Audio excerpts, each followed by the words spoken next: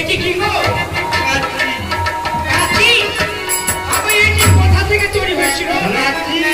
রাঁচি। এটি ফুল। এর বাড়ি কোথায়? এখন হবে না। নরুন। এটি নরুন। এর বাড়ি